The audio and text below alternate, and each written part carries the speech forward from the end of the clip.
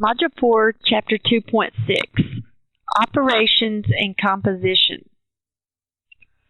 Just as real numbers can be added, subtracted, multiplied, and divided, we can do the same for functions. Given two functions, f and g, then for all values of x for which both f and g are defined, the functions f plus g, f minus g, f times g, and f divided by g are defined as follows. The sum of functions f plus g of x is simply f of x plus g of x. The difference of two functions f minus g of x is f of x minus g of x. The product of two functions f times g of x is equal to f of x times g of x, and the quotient f divided by g of x is f of x divided by g of x, and these are all assuming that these functions exist. Now the domain of the sum, difference, product is the intersection of the domains of f and g. That means if a number is in the domain of f and it's in the domain of g, then it's in the domain of the sum, difference, or product. Now the domain of f over g is the intersections of the domains of f and g as long as the g function does not equal 0. That is, the domain for the sum, difference, and product function includes all values that are common in both of the original functions. The domain for the quotient function cannot have any values that make the denominator 0. Okay, for example, if f of x is x squared plus 1, and g of x is 3x plus 2, the domain of f, there's no square roots and no fractions, so the domain of f is all real numbers. Domain of g is all real numbers, so the domain of the sum, difference, and product is going to be all real numbers. Now, f plus g of 1 means f of 1 plus g of 1, which f of 1 means you go into your f function. Everywhere you had an x, you plug in 1, so that would be 1 squared plus 1. The g function is 3x plus 2, so if we plug in 1 there, we get 3 times 1 plus 2. If you want to group these together, you can. 1 squared plus 1 is 2. 3 times 1 is 3, plus 2 is 5. So f of 1 is 2, g of 1 is 5, so f plus g of 1 is 7. Same thing for the second one. We'll go about this a little bit different. What if we do f of negative 3 and we get negative 3 squared plus 1, which is 9 plus 1, which is 10. G of negative 3 would be 3 times negative 3 plus 2, which is negative 9 plus 2, which is 7. So f of negative 3 minus g of negative 3 would be 10 minus 7, which is 3. Now notice I worked those both a little bit different, but we actually did the same thing. So either way you like to do it will be fine. Now, f times g of 5 is f of 5 times g of 5. Okay, what is f of 5? That would be 5 squared plus 1, which is 25 plus 1, which is 26. G of 5 would be 3 times 5 plus 2, which is 17. So f times g of 5 would be 26 times 17. I'm going to have to pull out the calculator.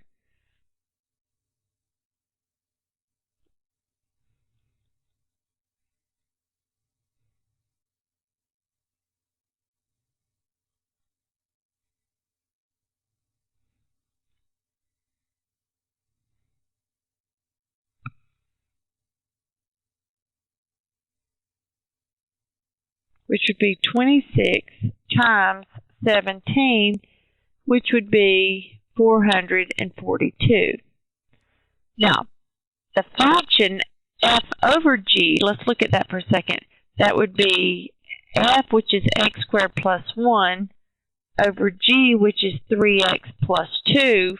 Now remember, we can't have a denominator 0, so we're going to come over here and say, well, what would make 3x plus 2 equal 0? Minus 2 minus 2, so 3x would be negative 2, divided by 3. So this function is only defined for all x's except negative 2/3.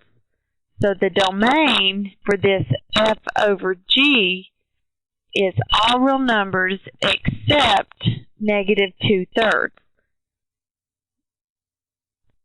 X is not equal to negative 2/3. We just sort of keep that in mind. Now, they ask us for f over g of 0. So that is f of 0 over g of 0. F of 0 would be 0 squared plus 1, which is 1.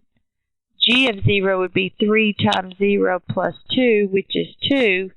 So f over g of 0 would be 1/2. Okay, let's do another one. F of x equals 8x minus 3. Let me widen this one out a little bit. G of x is the square root of 2x minus 1. So what is the domain of f? Well, there's no fractions, no square roots, so that would be all real numbers. What is the domain of g? Well, you can't have a negative number under the square root, so what we've got to make sure happens is 2x minus 1 is greater than or equal to 0. Add 1 to both sides, so we get 2x is greater than or equal to 1. So the domain for g would be x is greater than or equal to 1/2. So the domain for f plus g is, we've also got to include this number right here. So that would be 8x minus 3 plus the square root of 2x minus 1. Now, earlier we knew numbers for x, so we were able to simplify. This time we don't, so we can just put it together. 8x minus 3 plus the square root of 2x minus 1. And that's as far as we can go. And this is for domain, all x is greater than or equal to 1/2. Same thing for f minus g of x. It'd be f of x, which is 8x minus 3, minus g of x, which is the square root of 2x minus 1. And that's with domain greater than or equal to 1/2. F times g of x would be f of x, which is 8x minus 3, times the square root of 2x minus 1. And we could simplify that a little bit if we wanted. 8x times the square root of 2x minus 1 minus 3 times the square root of 2x minus 1.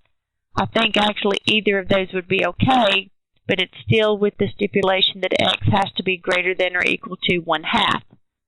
Now, f divided by g of x would look like 8x minus 3 over the square root of 2x minus 1. Now, we can't simplify that any, but let me make a comment on the domain. Because g of x is now in the denominator, we can't have it being equal to 0. So what we have to consider is 2x minus 1 has to be greater than 0. So if we add 1 to both sides, divide by 2, we get x has to be greater than 1/2. Okay, now let's do one from the graph. How would we do f minus g of negative 2? Now notice f is the blue line on the graph, g is the pink line on the graph. Well, by definition, that means f of negative 2 minus g of negative 2. Well, f of negative 2 means what is the function's value when x is negative 2? So if x is negative 2, the function's value would be negative 3.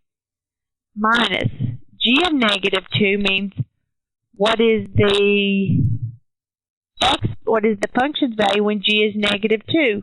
Well, if you'll notice, g is not negative 2. Therefore, that was not included in the domain, so this one cannot be done, or we can say no solution, or not possible. F times g of 1, f of 1 is defined, g of 1 is defined, so let's find those. What is f of 1? Blue line, if x is 1, we get 1, 2, 3, so that would be 3. G of 1 would be 1, so 3 times 1 is 3. F over g of 0, well, that's f of 0 divided by g of 0.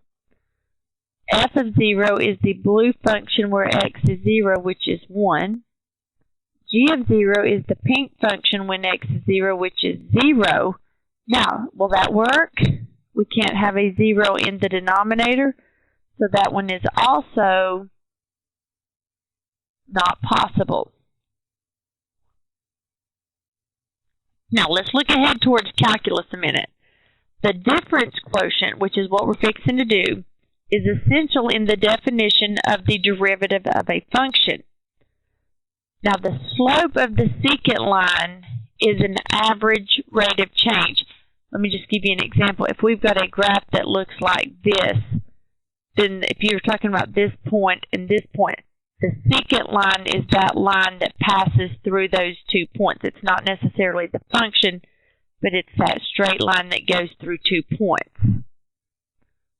The derivative is used to find the slope of the tangent line to the graph of the function at a point. Now, the tangent means it's a point, and it's the line that touches that graph in only one point.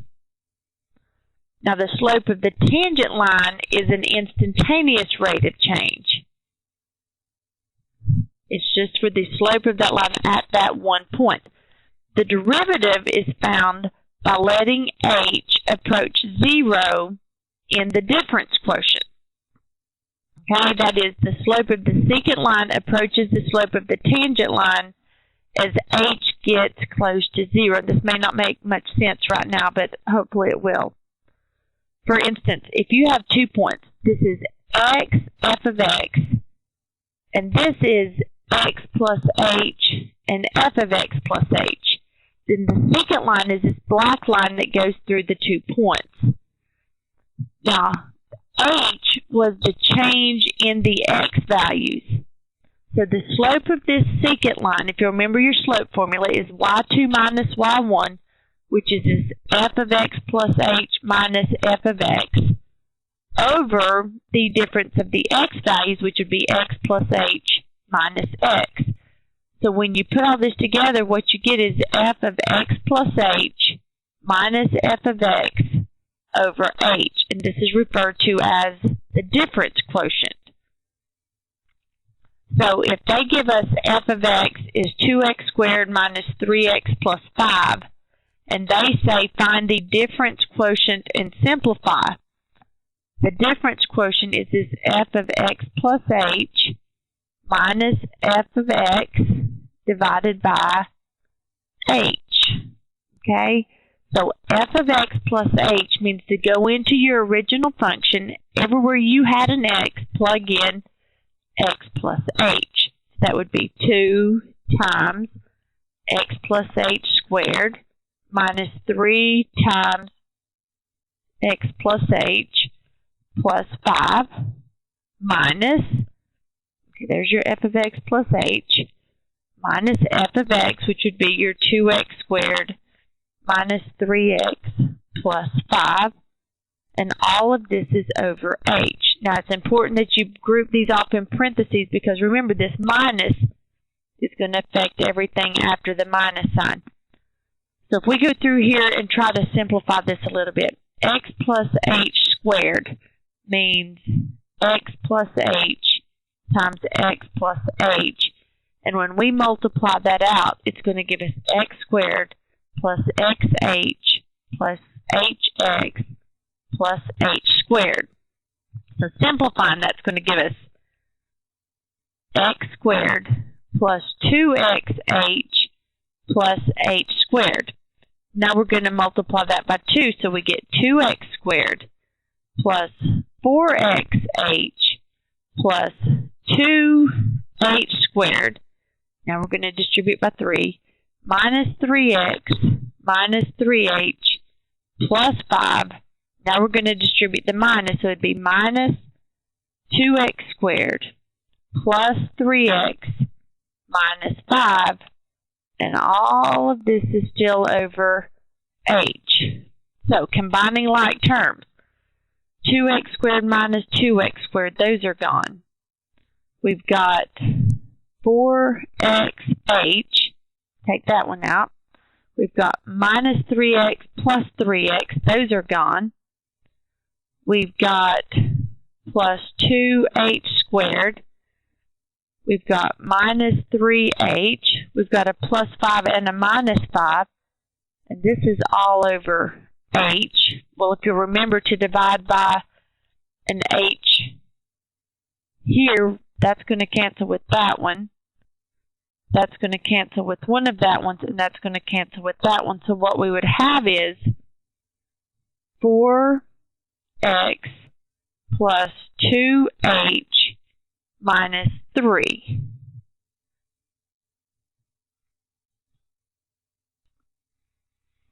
Okay, now let's go to something a little different. Composition of functions. If f and g are functions, then the composite function, or the composition of g and f, is written as g with a little circle, which we read that g of f of x, which means g of f of x for all x in the domain of f, such that f of x is in the domain of g. Now what that means is g of f of x means you're going to take your f of x and plug it into your g function.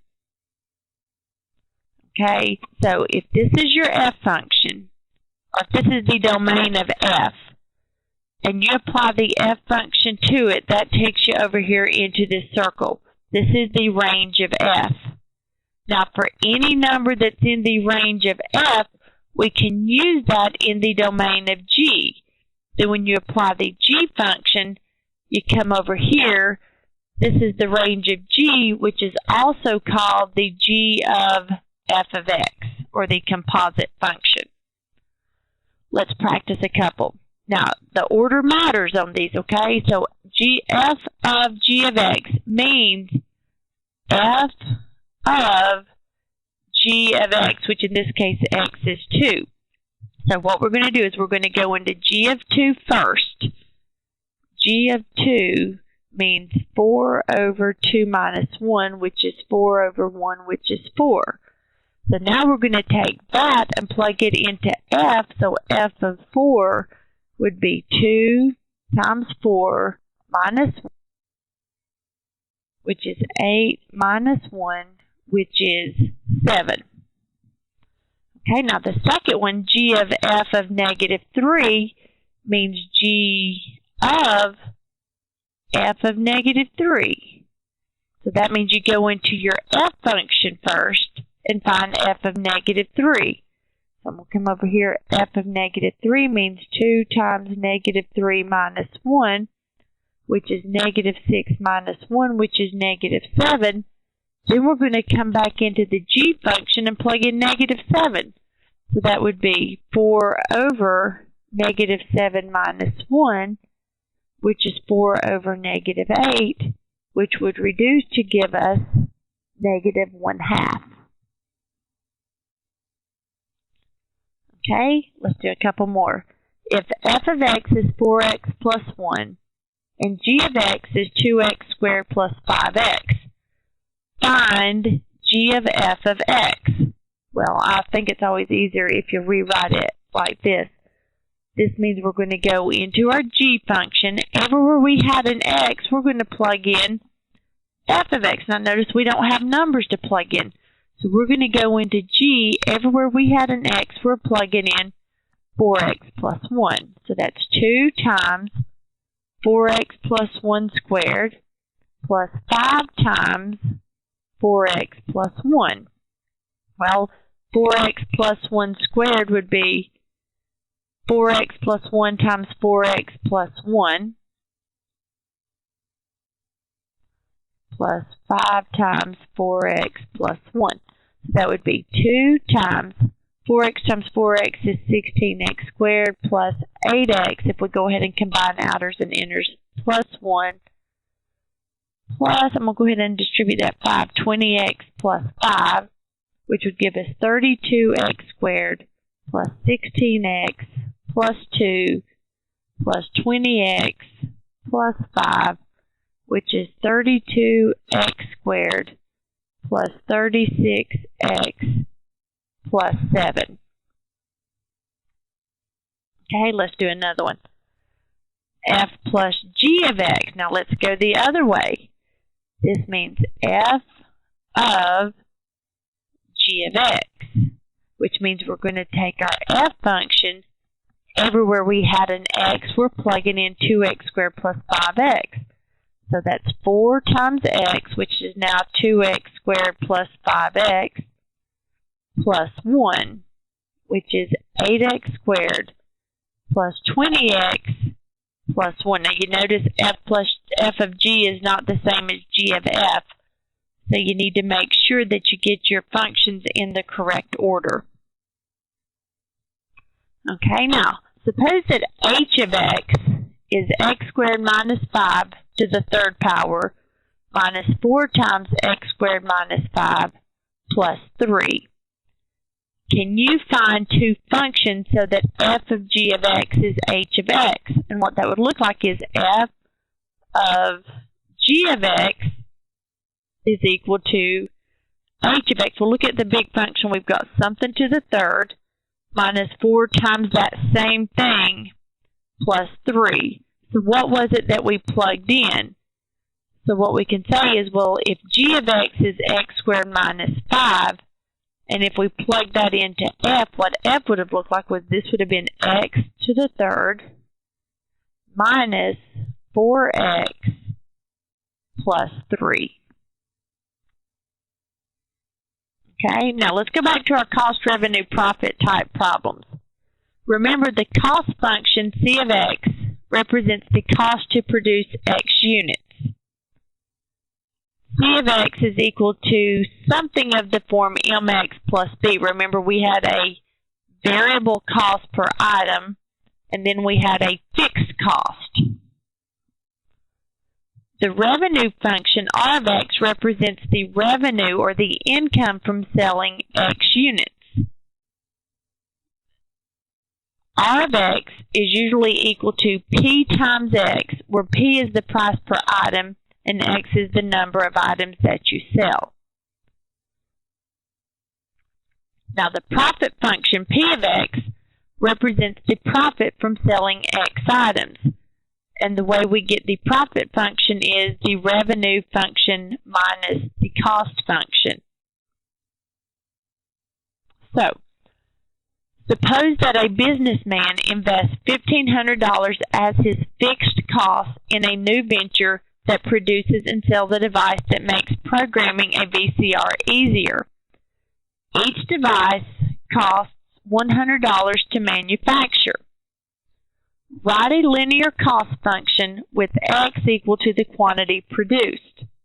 So our cost function would look like variable cost is 100 per item times x plus he invested $1,500 up front. B part says find the revenue function if each device sells for $125. Well, your revenue function is simply the amount per item times the number of items. And then it says give the profit function for each item. Well, the profit is the amount coming in, which is your revenue, minus the amount going out, which is your cost. So that would be 125x minus, because there's more than one term, we're going to use our parentheses. So we get 125x minus 100x minus the 1500, because remember, this minus affects everything in the parentheses. The profit function would be 25x minus the 1500. And then the next question says, how many items must be sold before the company makes a profit? This is our break-even point that we talked about earlier. We'd have 25x minus 1500 equal to 0. What makes the profit 0? Add 1500, so we get 25x is equal to 1500. Divide both sides by 25, so that would give us 60, so we would have to sell 60 items before we start making a profit. Okay, now for an application involving these composition of functions. Suppose an oil well off the coast of California is leaking. The leak spreads in a circular layer over the water. At any time t in minutes, the radius increases 5 feet every minute. Express the area as a function of time using substitution. Okay, the area as a circular layer would be represented by pi times r squared. But they said express this as a function of time, so let's go back to the radius. If the radius increases 5 feet every minute, that means it's 5 times t. So what we're going to do is we're going to take this 5 times t and plug it in for r. So we get a equals pi times 5t squared, which would be pi times 25t squared, or we could call it 25t squared pi. Okay, now you're ready for Chapter 2.6 homework. After you complete this section and you've taken notes on every section and you've made at least a 70 on these 3 modules, then you're ready to take the Module 4 quiz. Good luck!